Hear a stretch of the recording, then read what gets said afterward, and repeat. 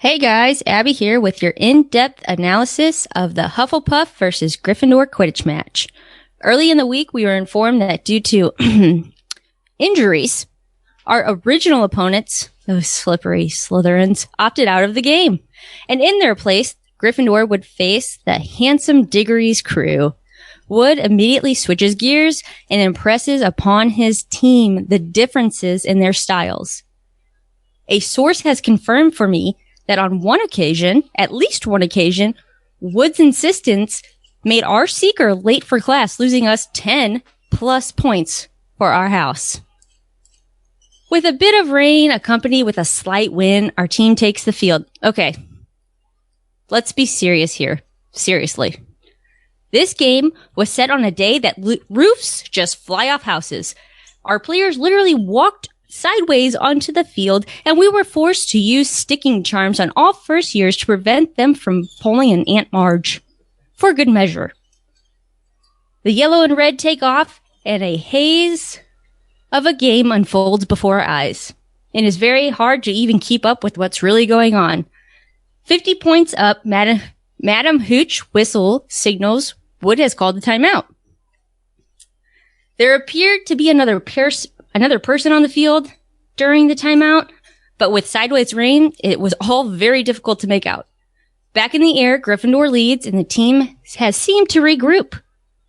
Diggory, again, seems to spot the snitch. Potter takes chase, and the dash of the snitch ensues.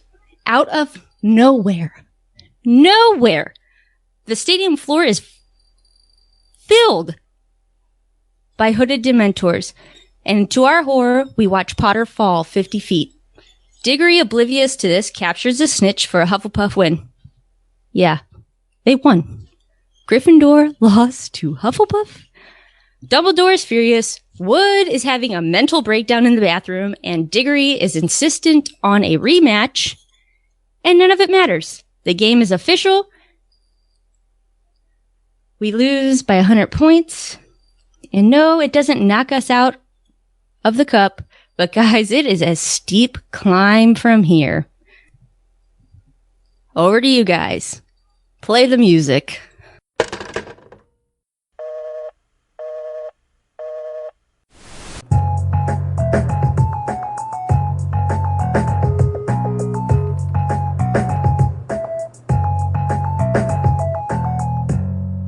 Hi, and welcome back to the podcast that must not be named. I am Luke.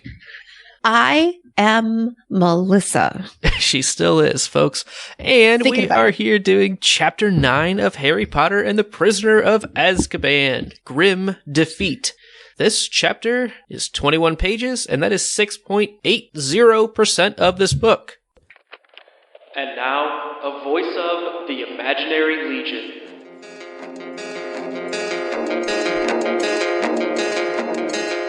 Chapter 9, Frightful Loss. The chapter begins with all the students gathering in the Great Hall for the night, while the professors search the castle for Black and look for any security breaches. They find nothing. During the night, Harry overhears a conversation between Dumbledore and Snape talking about Black. Snape believes Black may have had inside help to enter the castle, but Dumbledore quickly shuts down this theory. While the fat lady gets restored, Sir Cadogan, riding his fat gray pony, replaces her in the Gryffindor entrance portrait, where he spends his days making up complicated passwords and challenging students to duels. Teachers begin to keep a close eye on Harry. Percy follows Harry around like a pompous guard dog, and Professor McGonagall informs Harry about Black being after him, which of course Harry already knew. McGonagall, as a safety precaution, attempts to get Harry to stop attending the Quidditch practices, but he protests. They finally agree to have Harry continue Quidditch practices under direct teacher supervision. The weather takes a turn for the worse, bringing rain, thunder, lightning, and wind. Lots of wind. Another turn of events is the Gryffindor's Quidditch team learns they will be playing Hufflepuff in the upcoming match instead of the Slytherin team. This is worrisome due to the team having been practicing their moves to go up against Slytherin, not Hufflepuff, and their approach needed against these two teams were quite different. The day before the big Quidditch match, Harry is late for the defensive against the dark arts class due to Oliver Woods, who waylays him in the hall to give last-minute Quidditch advice. Harry enters the classroom and quickly gets points deducted from Gryffindor. Hermione gets 5 points deducted for speaking out of turn. Ron gets detention for losing his temper. And all the students get assigned an essay on werewolves, which is due on Monday. Whoops, there goes the weekend. The day of the big match finally arrives. Thanks to Peeves the poltergeist, Harry is up at the crack of dawn. Even though the storm rages on, the entire school shows up to watch the Quidditch match, with their umbrellas being whipped out of their hands by the ferocious wind. The teams are nervous and miserably wet from the rain. However, the team captains shake hands and the game officially begins. Harry has trouble seeing due to raindrops on his glasses. During a timeout, Hermione puts a water repellent spell on Harry's glasses, which clears up this issue. Harry and Cedric, the Hufflepuff seeker, circle around each other looking for the snitch, but with no avail. All of a sudden, Harry catches sight of a large black dog silhouetted against the bleachers. The next moment, Harry and Cedric both spy the snitch, and both fall quickly into pursuit with high hopes of being the one to catch the snitch. Harry looks down from his trusty Nimbus 2000 broomstick and sees hundreds of Dementors milling around alongside the field. Harry feels intensely cold. Hears the scream of his mother as Voldemort torments her. He blacks out and he falls out of the sky. He wakes up in the hospital wing to find that Cedric caught the snitch and the Hufflepuffs had won the game. In addition, Harry's Nimbus 2000 had landed in the Whopping Willow, an angry, thrashing tree that stands alone in the middle of the grounds. The Whopping Willow had torn Harry's Nimbus 2000 to shreds. Sorry, go ahead. Well, it's fine. I was just going to say we had one new character introduction, and it is Cedric Diggory, the new captain of the Hufflepuff Quidditch team. Who they were not prepared to face. Just ask Oliver. Just ask our Quidditch correspondent, who we just heard from. I'm sure. Yeah, right. About location introductions, I have one that it's hardly really a thing. I don't know if it's a real place or not. I just noticed it and I was like, well, let's go ahead and include this. When they were talking about the paintings, they found the fat lady in the map of Argyllshire, or Argyllshire, if you want to fully pronounce it. Argyllshire. Yeah, I think in Britishisms it'd be Argyllshire. There you go. It's a map, but it's a painting of a map. It's a mention of a location is kind of what I was going with. So it's like a magicabulary location introduction mention-ish. Exactly how I felt about it. Awesome. So how about some magicabulary? Did you see anything this chapter? Well, I like the impervious charm, the water repellent charm. I feel like that is a useful tool. Yes. Yeah, how about you? I think it's definitely a useful tool, and they do a good job putting it to use in an interesting way that we'll get into. I have some thoughts on that. Me too. That's good. So another magicabulary we have is the hanky punk, which is what they're going to be studying next class, I believe. Just to you, I haven't listened to this chapter since we were supposed in a while. To do it. Is this the one with It's when Snape is in the class, right? Right. Oh, okay, good. All right. Well, and back on. Well, so they are supposed to study hinky punks, but instead they get to study here's our new magicabulary. Ready? It's a brand new one, I think. Here we go. Werewolves. No, I think we've talked about werewolves before. I feel like we've mentioned it once or twice a day the whole time. But at least now, to quote Fred and George, the students have read a chapter on it, so they should be experts now, right? Technically, they read about it when they were studying with Lockhart. There he is again. I got him in. Oh, yeah. What a reference. That's hysterical. Yeah, no. I'm thinking werewolves are not a new magicabulary. I agree. Oh, look, we're talking about werewolves again. So let's move on from there and talk about this chapter's illustration. What do you see there at the beginning of this chapter? pathetic looking dog, actually. Like hunched shoulders, mangy, and big eyes. Yeah, big bright Very eyes. big eyes. Definitely looks like it's supposed to be a dark colored dog. You know, it's very heavy pencil marks to indicate that's maybe a black dog. I'll go with that. Yeah, but it's interesting. It's different than ones that we typically get, I feel like. Well, especially because I'm not even sure where it is in the chapter, other than like right as Harry's, broomstick falling or whatever. Right. Yeah. He kind of sees something, but not really. And he sees more of the shadow in the clouds, which is also weird. But let's get there. It's a whole thing, yeah. Right? Well, that'll unravel as we go. Of course.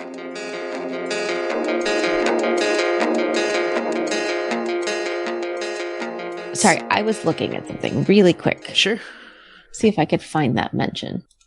Oh, so it's not so much that the dog was in the sky. It's that the dog was in the top row of empty seats and his outline was in the sky. Right. So it's like his shadow. Silhouette of an enormous, right, which is a shadow. Yeah, right? I think of it more like you can't see the face. You can just see the outline of him because of the lighting. Okay, that's fair. That's how I look at it.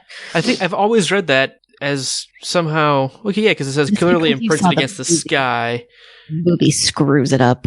Is that what it is? Is that why I'm maybe confused? The movie does it as like a big giant dog in the sky. Okay. Yeah, where this it's a dog clearly imprinted against the sky, motionless in the topmost empty row of seats. So just sees a dark outline. Can't make out any features. Okay. No, I like that better. I think you're right that, I could still see why it would maybe think like, oh, it's somehow projecting a shadow onto the sky, but definitely the movie is probably solidifying that in my head. I think you're right. So.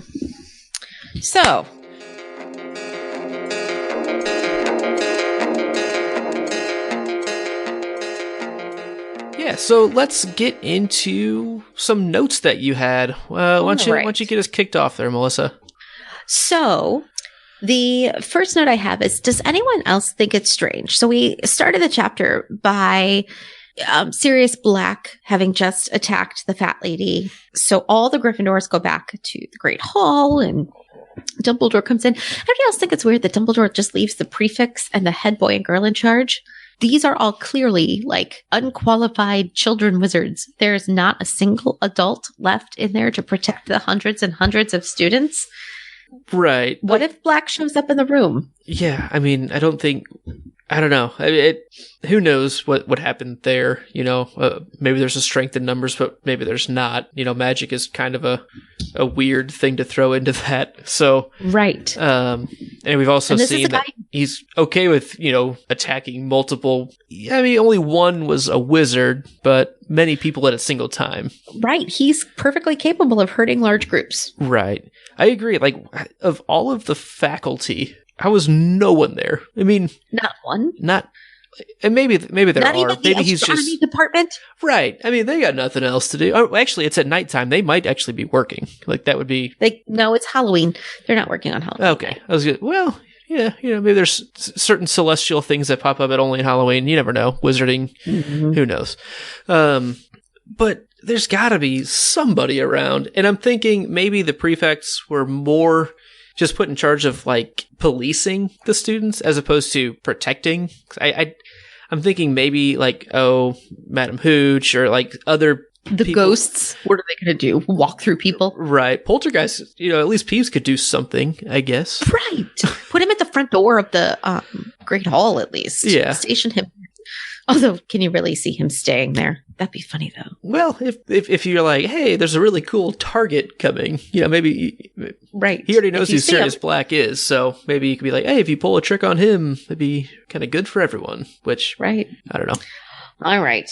Here's my next thought. You ready? Yes. A merchandise alert. How come we have never seen the ability to buy squishy purple Dumbledore sleeping bags?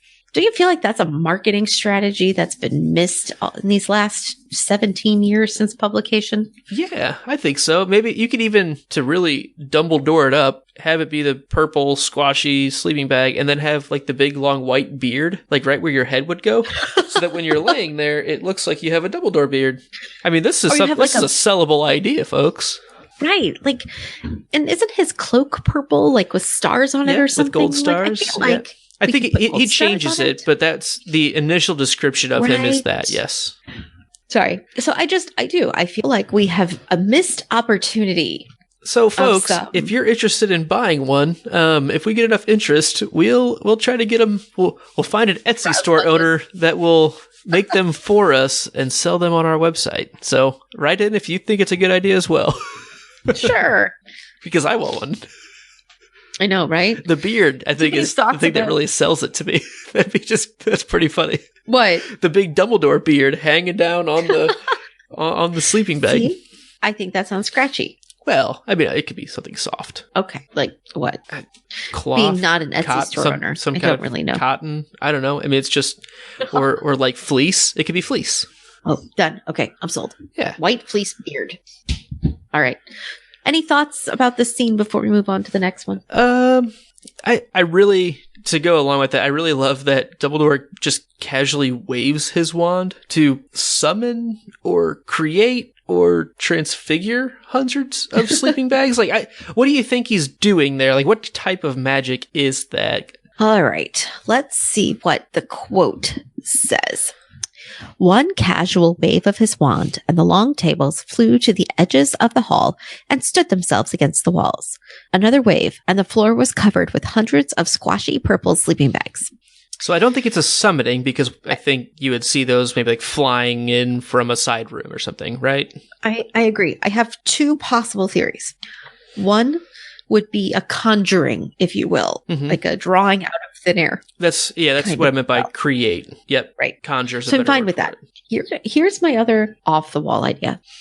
We are in the Great Hall, and we know that food can magically appear within the Great Hall. I assume from the kitchens. We've heard about the kitchens before, so it's not like the food's appearing from nowhere. The food somehow can get from the kitchens and magically appear in the Great Hall. What if below the Great Hall, on top of the kitchens, is also like a giant storage area of camping gear? Okay. And so using the same sort of magic that allows the food somehow.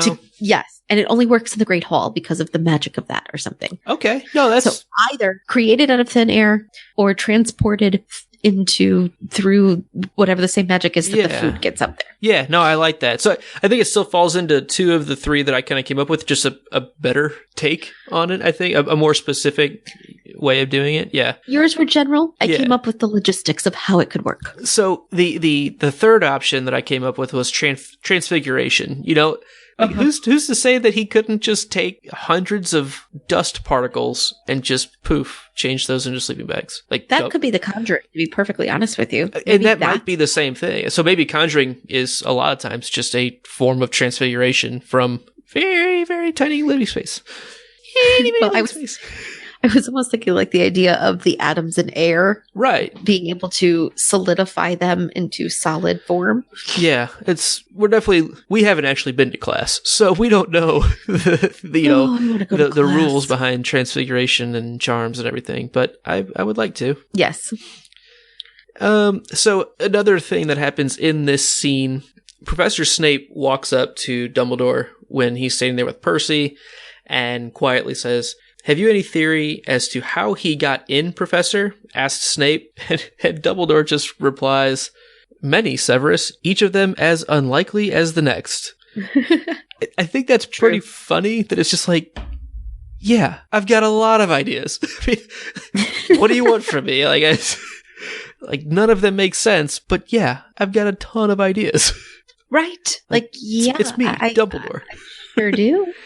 And so then Snape kind of goes on to kind of complain about something that's bothering him. And he says, It seems almost impossible that Black could have entered the school without inside help. I did express my concerns when you appointed... ... Dumbledore cuts him off and says, I do not believe a single person inside this castle would have helped Black enter it. Said Dumbledore, and his tone made it so clear that the subject was closed that Snape didn't reply. I love when Dumbledore gets into his this conversation's over mode. We've seen him do it a couple times, when the troll came in book 1, he said silence, and it just has a deafening presence. I like when he turns that on. It feels to me very Gandalf-y, if you know what I mean. Like, especially when he's with Bilbo at the opening scene of Fellowship of the Ring. And, I'm not trying to rob you. I'm trying to help you. Don't take me for some conjurer of cheap tricks. And he just it grows in immensity. Like, I feel like Dumbledore has that, and I like it. I agree. Because it's that power that he holds back so often that we don't see very often. Because he's so silly and fun and jovial. Right. So I really like that he has that jovial side to it, because then whenever he does pull this power aura card, I think it hits home even harder, because it's surprising almost too. All right, so I'm going to move on from the Great Hall. We don't find Black. Everything's fine-ish, whatever. We get into the season. And then we find out that it is not going to be Slytherin they are playing, but Hufflepuff. Jeez. I'm grunting and sighing. I know. So I have a few random thoughts. So how long has Malfoy been milking his hurt arm thing? He got hurt on the first day of term. It's now November. Do you really think he's that injured? I don't think he ever was. I don't think he might have been for like a minute, but Harry regrew bones in his arm in less than 24 hours. So I just, all I can think is, Malfoy, you're such a baby. Like, what a whiner. Yeah, it's really painful to read, like, how much he's getting away with. Like, yeah. I don't know. Is there nobody but I guess not, because Snape is his head of house. Well, yeah, but who determines if the game happens or not? I would think Madam Hooch runs the league, or the tournament. I guess it's more of a tournament than a league, but it seems like she should make that call, and I guess I'm kind of disappointed in her for, believing it. How is she not? Well, let me go talk to Madame Pomfrey. Madame Pomfrey. Oh, I'm sure it's Snape talking to her for him. And I'm sure, they're looking at the weather and they're saying, you know what? Let's use this to get out. Let's talk to Snape. And he's going to do that because he wants to win. Oh, yeah. I mean, that's the only reason they're doing it. They're just using Malfoy's arm as the get out of jail. But that's why I'm like, why doesn't Madam Hooch have a backbone on this and not buy it? Because both teams are going to be playing the same weather, so you just get over it and play. That's common. Yeah. It's the same disadvantage either way, so toughen up. Oh, it's very frustrating. Yeah. All right. I'm going to shake out that frustration. Whew. All right, so here's my next Quidditch thought, pre-game Quidditch thought. By the way, I totally back Oliver on his whole, they're a completely different team. They play completely different. We've been training a certain way. I totally buy it. So, okay. No, absolutely. Sometimes I think people think Oliver's a little too crazy, which he is. But in this case, I agree with him completely. However, when he's talking about the Hufflepuff team, he talks about their new seeker and captain, Cedric Diggory. Not to discount the amazingness of Cedric Diggory, but if he was so amazing, why is he only just now becoming our seeker? And if this is his first year as seeker, which the quote leads me to believe, how did he be made captain? Yeah, sorry, I'm going to look at that line specifically. Just to see please how do. There's nothing wrong with Malfoy's arm, said Harry furiously. He's faking it. I know that, but we can't prove it, said Wood bitterly. And we've been practicing all those moves assuming we're playing Slytherin, and instead it's Hufflepuff, and their style's quite different. They've got a new captain and seeker, Cedric Diggory. It's a bit ambiguous. I feel like it's probably not his first year playing. It could be, or maybe he played a different position last year, or maybe he was like Katie Bell in her first year of reserve. Maybe there was someone who just graduated out that was a seeker. from the year before. So this is the first opportunity that he's had a chance to be on the team, but he's always been around for 5 years. Well, so I'm okay with him being the new Seeker. I'm okay with him having played something else. But how do you become the captain? That's really my concern. Yeah. How do you become the captain if this is your first year? Now, if maybe he played another position and the Seeker left. So now he's moved over, changed positions. Seeker. Right. But you'd have to have played. Yeah. I've never really thought that it was his first year on the team, I guess. I just always thought it was his first year as captain is how I read it. I would say at first I didn't even notice because the first couple times, but once I started really thinking about it, if he's a new captain and new Seeker, I feel like that it just seems disjointed to me. And it doesn't it says a new captain and Seeker. So theoretically you could read it that he's been the Seeker. Right. And that's how I fundamentally default read it. See, I don't, because if he had been the Seeker, we would have played him before. But they'd never talk about the other teams at all, aside from Slytherin. We've never had another named Quidditch player except for Slytherin players. We haven't, but Harry would know who it was. The other players on the Gryffindor team would know who it was. He's making it sound like to them, and I get it. I think it's maybe the discussion afterwards saying how, because it's, over the next couple of weeks, he describes how good of a Seeker he is. Okay, all right. So, with the context of how it moves past that line, I see what you're saying, that this is his first year as Seeker, because they wouldn't need to restudy everything or be like, oh my gosh, it's so weird that he's a different Seeker or a different you would already know him. You've already played him twice because he's a year older than Harry, or two years older than Harry. And no, I'll buy that. So that's why I'm thinking maybe he played a different position. Okay. And it just wasn't as big of a deal because, he's a beater and you never have to worry about it. Or, or maybe he was keeper or something. Yes. All right. Any other thoughts about the Oliver Wood training session? Yeah. So there's a line in there, they're talking to Professor McGonagall. I guess this is after the training session, but this is kind of in between the next couple days where they're preparing and all of that. Professor McGonagall she's so worried about Harry. She levels with Harry that, hey, Sirius Black is after you. And he's like, I know. I overheard Mr. Weasley. It's not a big deal. I'm cool. Can I please not new information. Right. Can I please keep playing Quidditch? You've got, you want to win. I know I want to win. It takes her a little while to, why is there not usually, oversight at these practices? What is Madame Hooch doing? Does she live off-site? Where is she?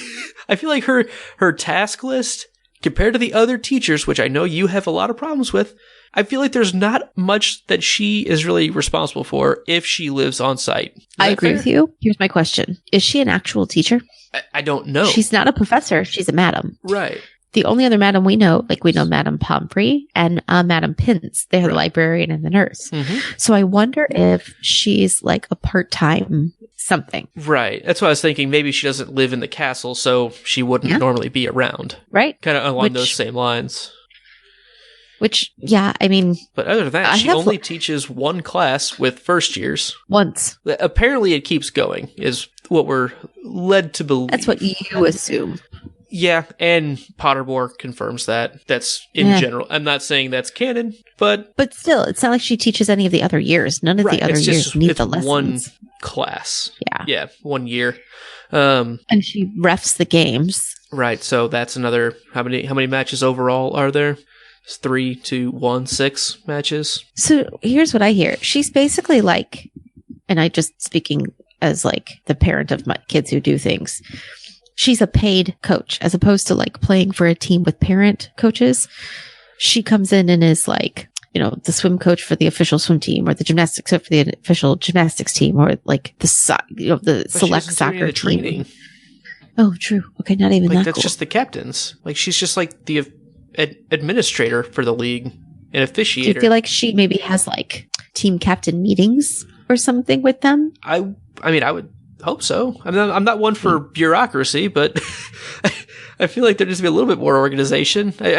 I want Madame Hooch more involved. That's I'm looking for more hooch. I want the teachers more involved. Right. So, like, look at our priorities. So my final, I would say, go ahead. Go ahead. No, I would say, like, in general, one of the things I liked best about the series when I first read it was how well developed the adults were. But as an adult looking back, I'm like, oh, maybe. Some of them are. Some of them really are just the one-dimensional. There's a name for that. Well, and here's the thing. Maybe they're not one-dimensional. Maybe they're just really crappy adults. It could be. Maybe she's crotchety, Well, and maybe it's not the adult's fault. Maybe it's the fault of the bureaucracy, because sometimes it's helpful to have a little bit of oversight and of organization and structure. Yeah, or maybe it's our limited narrator's fault that he just doesn't, Harry doesn't know what Madame Hooch is up to. So maybe that's us digging too deep into it. It's not a big deal. I'm still going to go on my where's the curriculum of Hogwarts rant, but that's just me. So my final thought on Quidditch for this chapter. Wood is... Before we get to the game, you mean? Right, on training. Okay, thank you. The Wood is all up in arms about, having to change their training regimen to play Hufflepuff. Hufflepuff wasn't even planning on having a game. Like...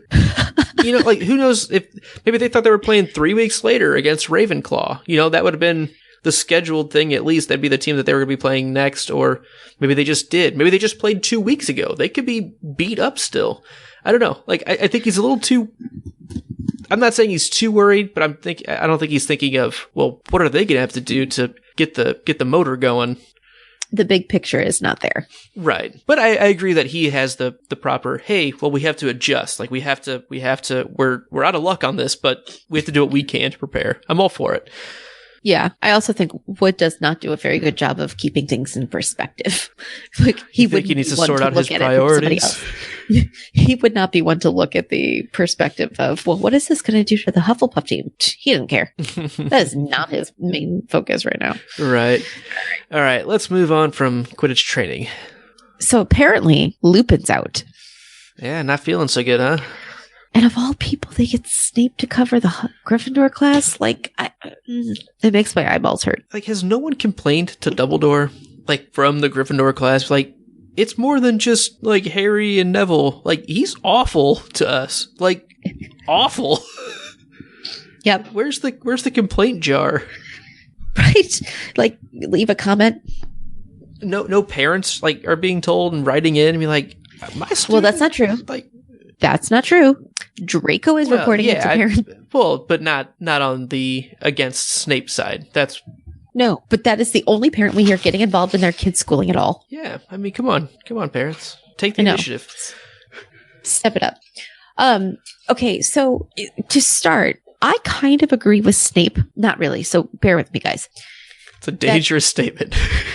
I know. Because I cannot defend him. Usually I'm like, well, maybe with Snape. No, this time he's just being a jerk. But at first I agree with him. Yes, I agree with you, Snape. You would expect first years to be able to deal with red caps and Grindylows. However, the teachers they had in first and second year were complete and utter rubbish. So of course Lupin needs to remediate them. Yeah. Lupin's doing a great job and back off. So really, I'm not agreeing with Snape. I'm saying it's not Lupin's fault that they have to do You agree with the the assessment of their learning. Yeah. You agree with the spirit of, you agree with the meaning of what he's saying, but not the spirit of it. Is that fair? Right. Like, it's not, you're blaming the wrong guy. How about the guy with the boldy head? Right. Hey, remember when that happened? I do. It was pretty terrible. Right. Like, that was a thing. Voldemort was here for a year. Did you miss that? You knew about it. Or how about, when the guy who was only good at, erasing other people's memories was in charge and he did nothing but make them act. Sorry, I just got distracted by Abby's message. Say that one more time. Sorry. Oh, basically it was just me going off on Lockhart. Oh, yeah. Worthless. I mean, what a fantastic experience for the students. So, saying, Lupin, he has his work cut out for him, and he's, like, hanging in there.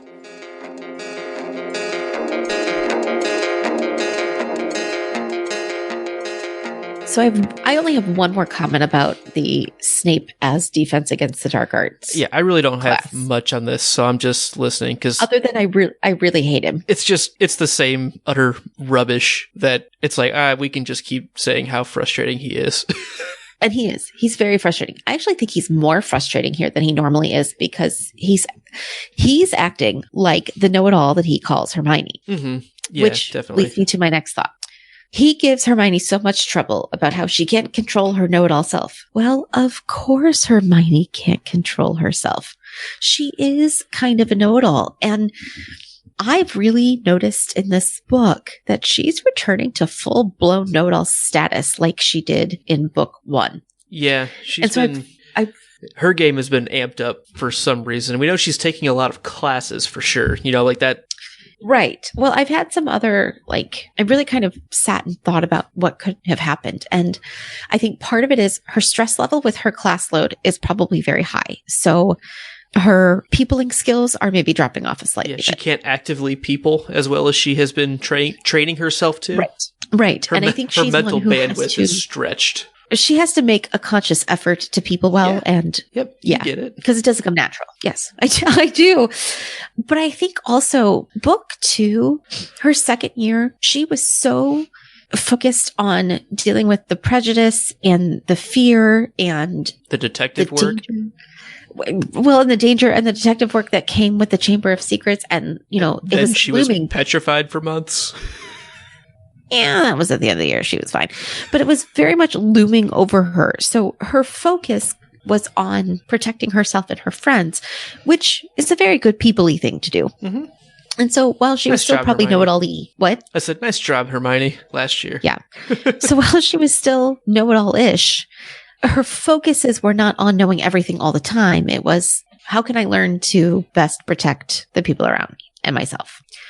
But without that lack of a focus outside of school, her lack of tact has really sort of dropped her tolerance level for sort of the not knowing of others. Yeah. And another example of this is what happened with Lavender's bunny. Mm-hmm. Hermione is physically incapable of not saying something. And I think this is just one of those examples that if she had just kept her mouth shut, but she can't. She just can't not say it. And I think Snape's reaction to her was absolutely horrible, but he's not wrong in that she should have just shut your mouth and not said anything. Not that he's not wrong. That it would have been better if she just hadn't said anything at all. After she's already been pushing that button in his potions class with Neville just recently. That doesn't seem like that was all that long ago. Just take it, chill out, relax. You better do nothing. Play the do nothing card for a while. You're only adding water to this frustration bucket. It's already overfilling. It doesn't need more input. So it's not so much a question or a thought as it's just a rambling, delve into her psyche, if you will. Yeah. Then there's the and it looks like you have a comment right before the game. I do. So I'll just read this. Let me know what you think, because this is not something I've ever thought about, but it stood out to me this time. Harry woke extremely early the next morning, so early that it was still dark. For a moment he thought the roaring of the wind had woken him. Then he felt a cold breeze on the back of his neck and sat bolt upright. Peeves the poltergeist had been floating next to him, blowing hard in his ear. "What did you do that for?" said Harry furiously. Peeves puffed out his cheeks, blew hard, and zoomed backward out of the room, cackling. He could just go in the kid's room? I don't know, that's just weird. Stalker. It's just, not even getting to the creepy, unnatural side of it, but it's just odd. What can't he get away with? I don't know. That surprised me. I did not remember that. Or it's just silly, when you read it and it's oh, that's funny. But then you're I'm going back now and really focusing on it. Can he just go anywhere he wants at any time? Can you imagine trying to teach with him doing that? Right. I guess you got to use the pisky. Wada. Oh yeah. Yeah. I don't remember it, but the gum out of the keyhole term. Wadawasi. There you right go. when I clicked it, I remembered it.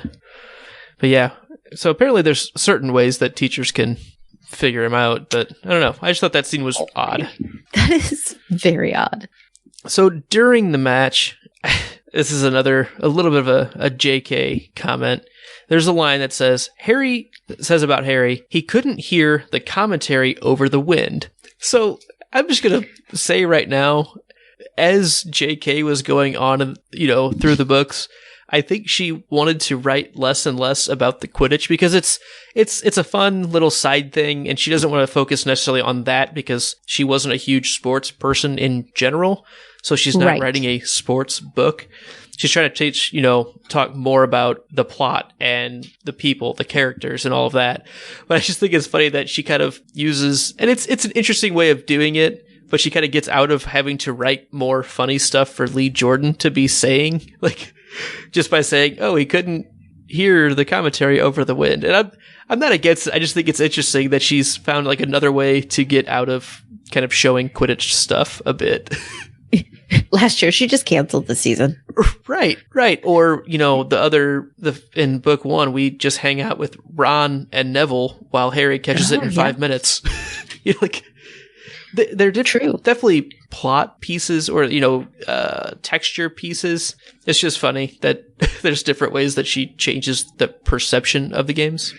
Or how so that we're not really like having to live through whole games together. Right. Because I'm sure Lee could be funny over and over again, but I think it's better if you're watching it. And if you're just reading it over and over each book, it probably gets a little stale. Like, oh, it's like the same thing. Like we've already heard those jokes. Let's be honest. That's what it's like listening to the same commentators do the same sport for 162 games a year, 10, 12, 20 years in a row. Yeah. Love them to pieces. Sometimes. But it's the same thing. Yeah, we know the rules to the game now. All right.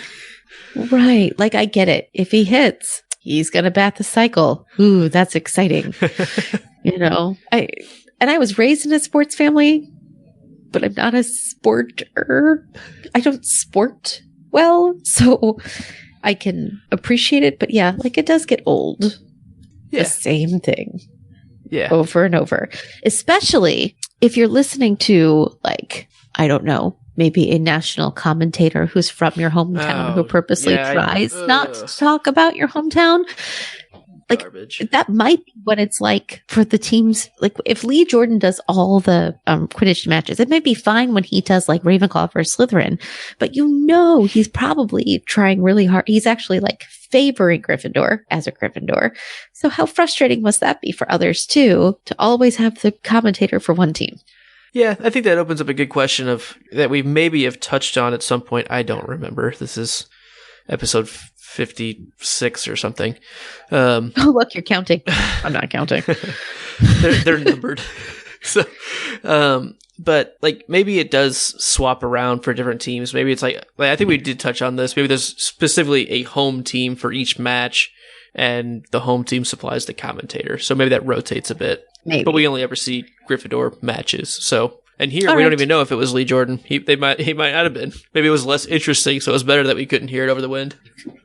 All right, let's move on. So the match happens, and I don't think we have a whole lot of notes on the match itself, but the Dementors show up. Harry sees the silhouette of a big black dog against the sky in the top row of the bleachers or of the stands, and He's very distracted when he's flying anyway.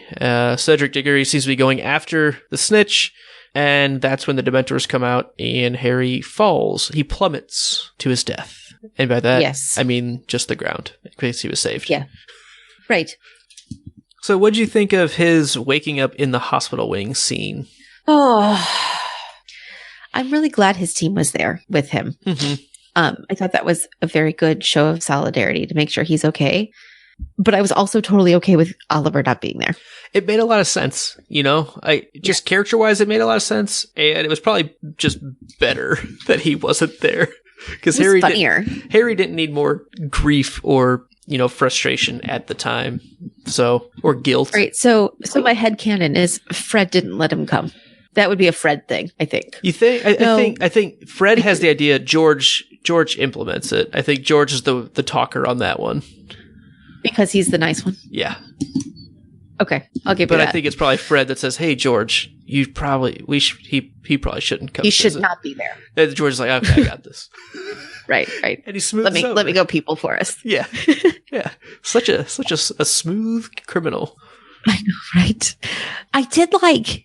Again, so I just said, I'm not really a sporter, but I did like the running commentary that the team had of, okay, well, if this team wins by this and this team loses by that, but really it's a difference of 150 points either way. And I'm like, I totally get that. Yeah. I can talk that language. I can do the numbers with you.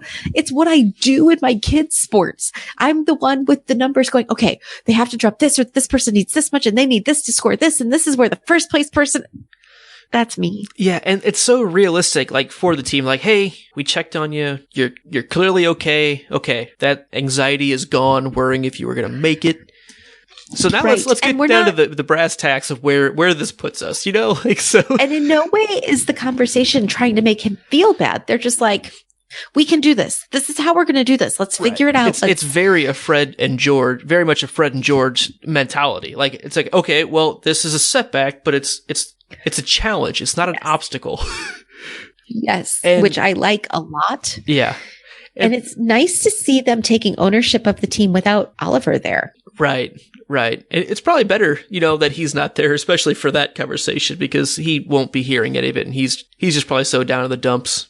I'm sure he already knows, but he's just frustrated.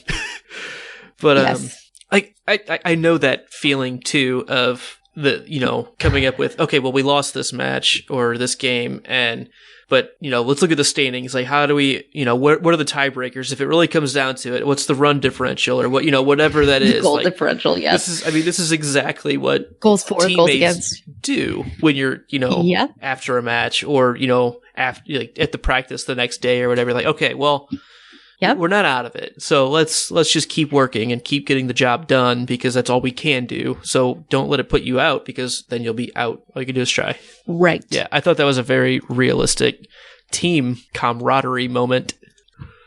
I liked it a lot. So I was a big fan of that one. So kind of after that, I think most of the team leaves and Ron and Hermione stay, right? And Harry's kind of just asking, like, okay, well, here's a little bit more of where I'm at in my headspace. So what actually happened? And, we find out that Cedric tried to call the whole thing off when, actually Fred and George were saying that, but I mean, they all realized he was probably already catching it before Harry fell anyway. So it's like, what, that's fine. He wins. It's all good. Pretty cool of Cedric to be doing that. I know that it's like the first decent non-Gryffindor Quidditch player we've seen. Mm-hmm. It's a very humble sportsmanship type move, and yes, but I agree that he won, so I'm glad that Madam Hooch didn't let it go. Right. But then Harry's kind of wondering, okay, well, did at least someone go and get my broom for me? Clearly I was carried up here. I don't see it around my hospital bed. And what happened to the Nimbus 2000 there, Melissa? Right. Well, it got blown off course and ran into a willow that whomps. A willow that does not like that whomps. And it does not like to be hit, so it hits back. It likes to a lot. Yeah. And according to Snape in last book, it's a very valuable tree. He mentioned that many times. Every time he talked about it, they crashed into a very, very valuable tree. But yeah, that's pretty sad. That's almost like, if Hedwig got injured. It's one of those few connector pieces that he has when he's outside of school. He actually has this thing that it means a lot to him because he views it as, it's almost a part of him because it defines him as a Quidditch player a bit. Yeah, his natural talent is there, but that is his connection, his constant reminder of that part of his life when he can't be there. So it's... And I think, not to cut you off, but I think that playing Quidditch is one of those things that he can take ownership of, that's not because he's famous and not because of the Voldemort thing and not because of the dead parent thing. It's something he's really earned. Right. Yeah. And proven himself at, for sure. Yeah. Yes. Yeah. So that's pretty sad. sad. All right.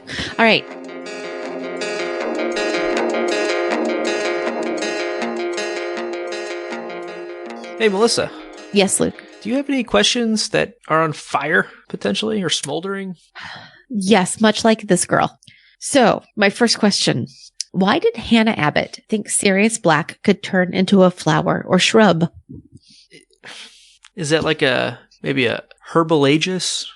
It's an Animagus? Herbalagus? I don't know. Maybe instead of being able to turn into animals, you can turn into other living things too? It seems silly I don't know. to me. Well, especially to do on your own, because once you're the non-animal form, do you have any ability to change yourself back?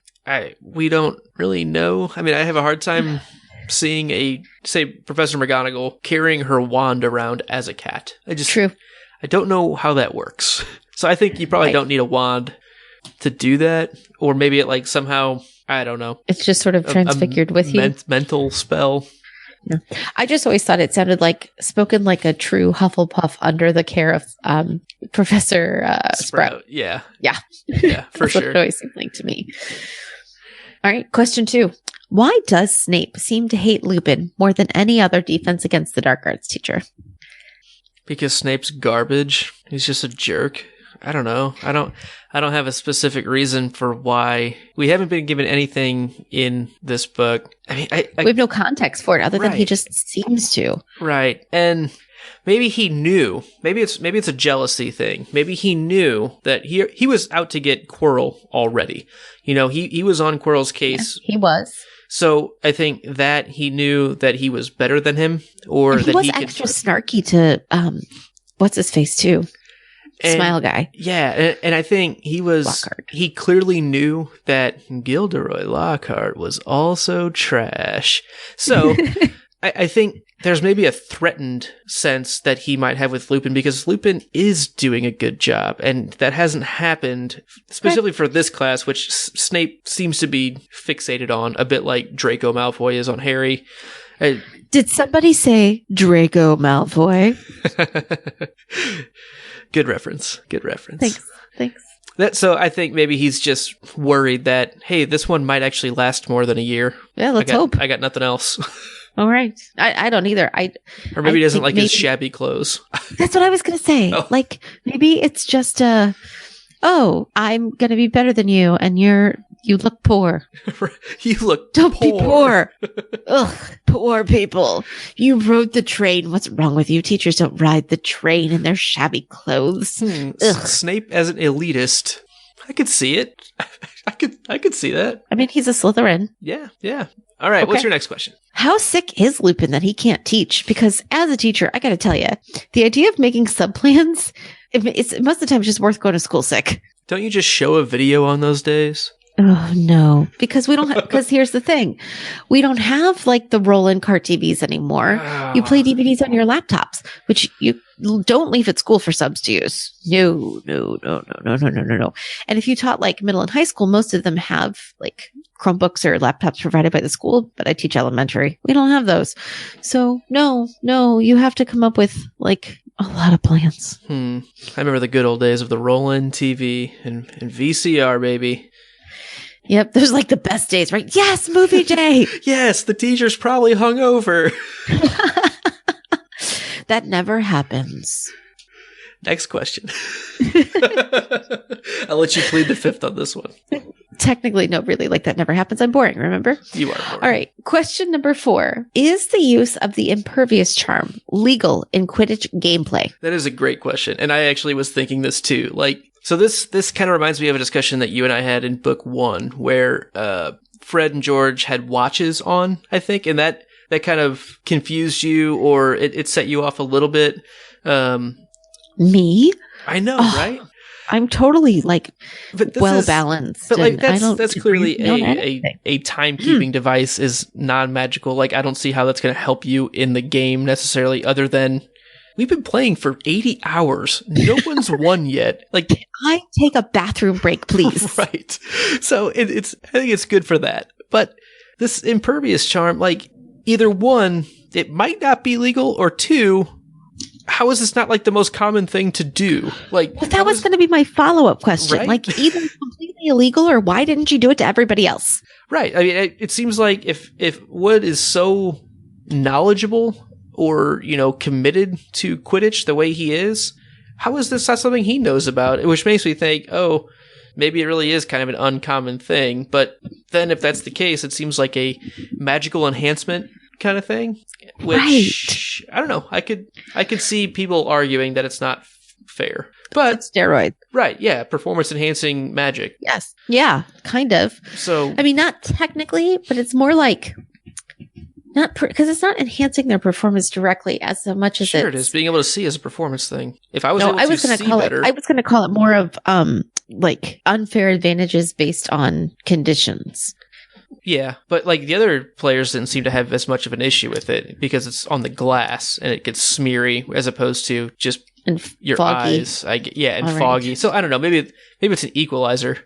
I mean, they do have defogging like spray in swimming for goggles and stuff. So, yeah. I mean, or you could just put Rain-X on them. Oh, goodness. All right. Last question. Last question. How is Harry going to play Quidditch without his broom? Simple answer. Not very well. Oh, that's so bad. Or, you know what he's going to do? Very slowly and very low to the ground. No, he's just going to bewitch a log. Well, we do know that he could run and jump and get caught by the wind and end up on the roof.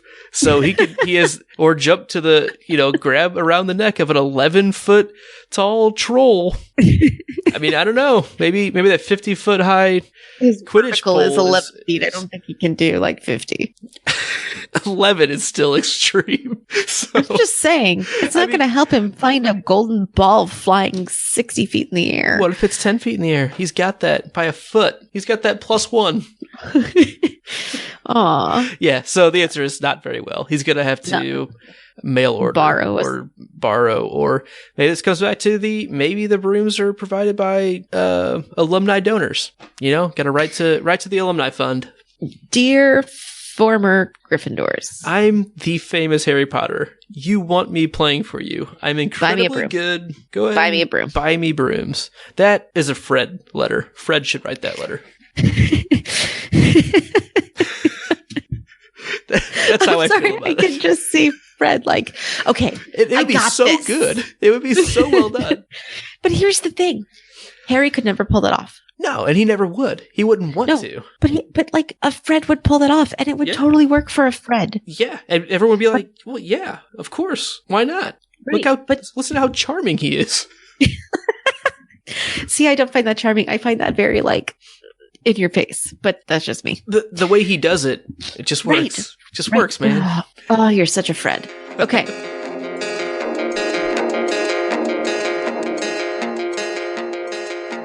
All right, so let's get into our chapter superlatives. You want to start or you want me to go?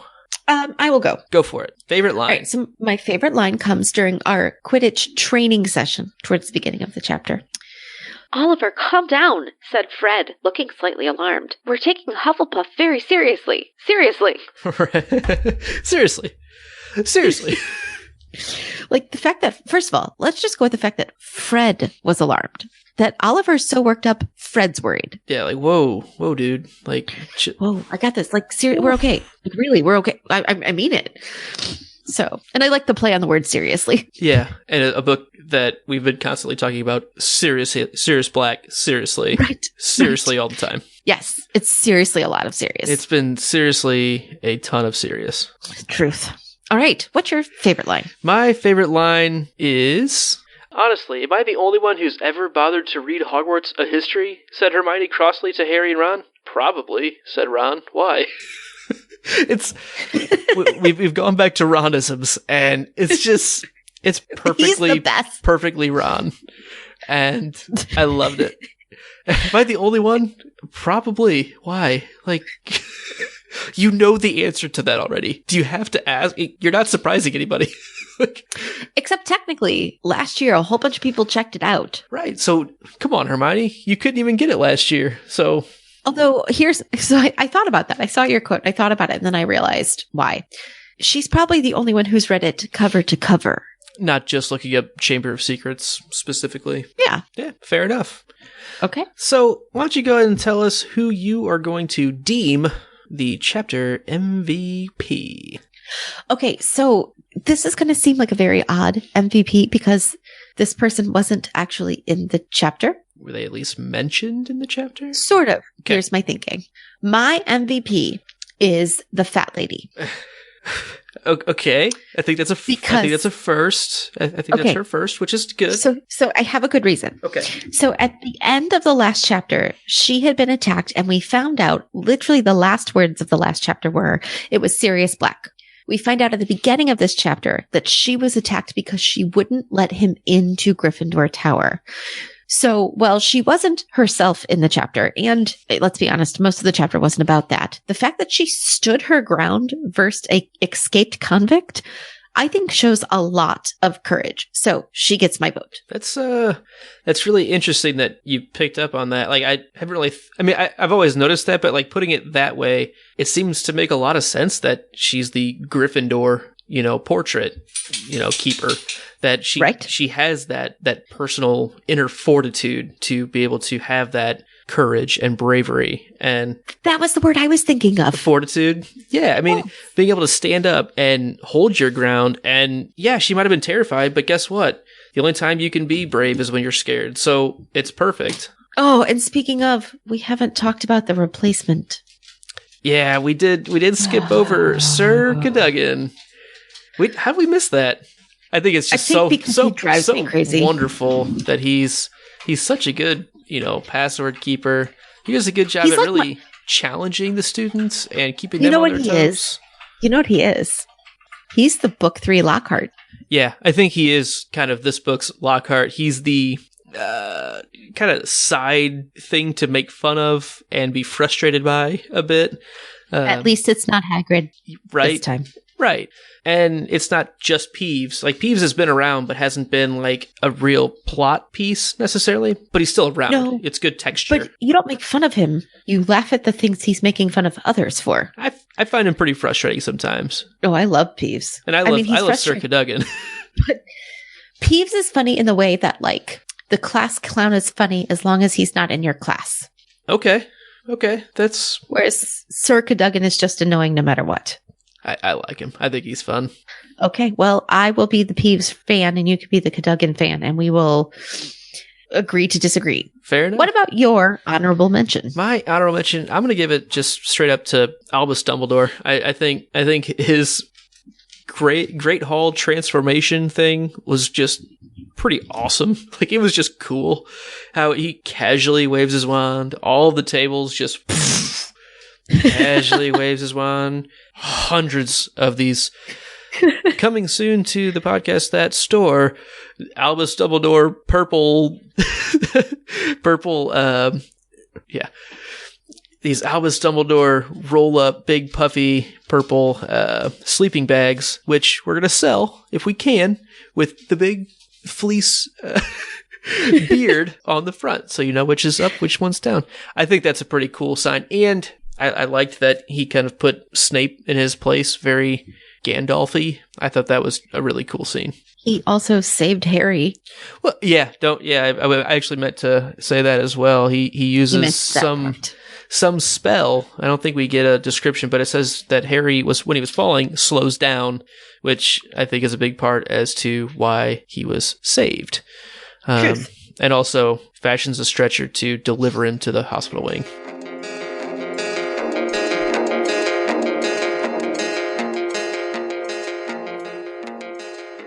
I think that about wraps it up for us. I'll do it again. Stop talking over me. I'm going to start tallying every time it happens. All right, good. He's quiet now. I think that about wraps it up for us for tonight. I I'm very excited to talk to all of you on Twitter at Not Named Podcast. If you tweeted us, you will most likely get me. If you want to talk to Luke, you should probably email us at the notnamedpodcast@gmail.com, or you can leave a comment on our website, thepodcastthat.com. Again, that's probably Luke. I'm more likely to talk to you on Twitter. You can always subscribe and rate our show on iTunes. Please do that. Leave us comments and give us a 5-star rating or whatever you think whatever you think our quality is. You can also subscribe and rate and leave comments on YouTube as well. All of our videos are there. We want to give a super special thanks to our summary this chapter by Judy. Thank you very much. Join us next week when we talk about chapter number 10. The Marauder's Map. Stay imaginary. Thanks.